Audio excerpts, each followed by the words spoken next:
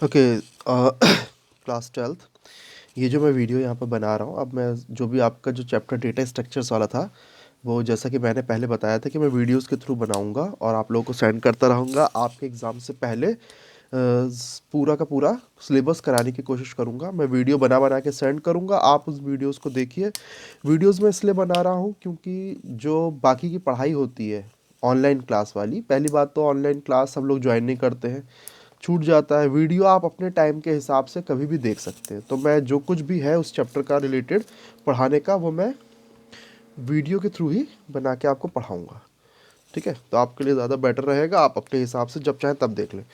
तो अब हमारे दो चैप्टर रह गए, डेटा स्ट्रक्चर्स और दूसरा है रिकर्जन। तो पहले डेटा स्ट्रक्चर करेंगे क्योंकि डेटा स्ट्रक्चर थोड़ा बड़ा है। ठीक है, डेटा स्ट्रक्चर जो है, जैसा कि मैंने एक दिन पढ़ाया था तो बताया था जो लोग आए थे, कि डेटा स्ट्रक्चर का जो यहाँ पे मतलब होता है वो होता है कि डेटा किस तरह से लॉजिकली अरेंज करा गया है। The logical arrangement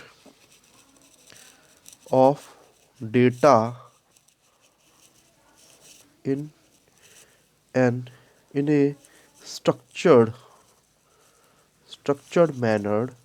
manner so that so that insertion of new data insertion of new data, searching for a data become easier and proper. The logical arrangement of data in structured manners. Data structure क्या है? Data structure logical arrangement है data का एक structured manner में, so that जिससे क्या हो, insertion new data का, कोई अगर नया डेटा में इंसर्ट करना तो हमारे लिए आसान हो, हमें कहाँ इंसर्ट करना है पता हो। सर्चिंग फॉर डेटा, कोई डेटा हमें सर्च करना हो तो वो हमारे लिए आसान रहे। बिकम ईजियर एंड प्रॉपर, और भी चीज़ें इस पर, ऐसा नहीं कि केवल इंसर्शन और सर्चिंग ही है, बाकी ऑपरेशंस भी हैं। मतलब यह है कि एक लॉजिकल अरेंजमेंट है। ठीक है, डेटा स्ट्रक्चर्स को हम डिवाइड कर सकते हैं दो पार्ट में। दो तरह के डेटा स्ट्रक्चर आ जाते हैं हमारे, एक सिंपल डेटा स्ट्रक्चर स्ट्रक्चर और दूसरे complex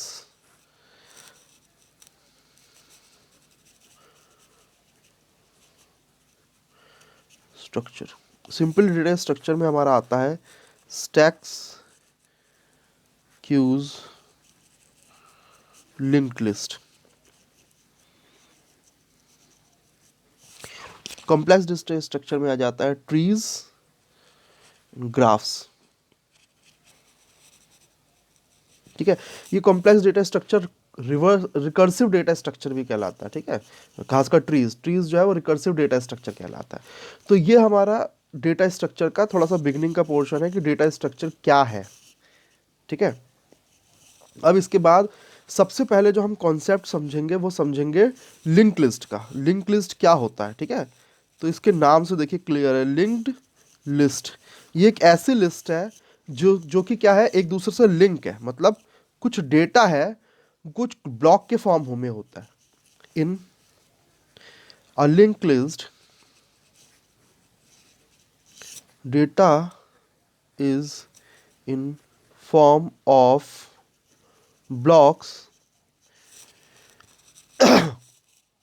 blocks and each block has two parts।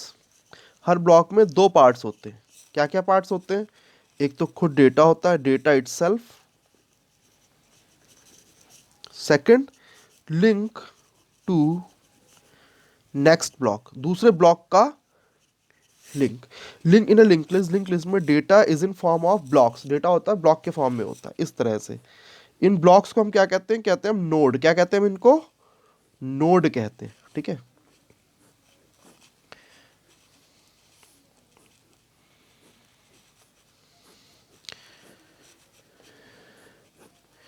अब इसमें क्या होता है, ये पार्ट होता है इंफॉर्मेशन वाला, ये कहलाता है इन्फो।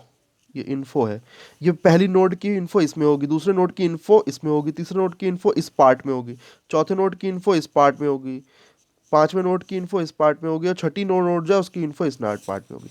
अब ये होता है लिंक पार्ट, इसमें क्या होता है, नेक्स्ट नोड जो है इसके पीछे वाली नोड है उसका इस पे क्या होता है, बेस एड्रेस होता है, लिंक होता है, मतलब यहाँ पर उसका रेफरेंस होता है।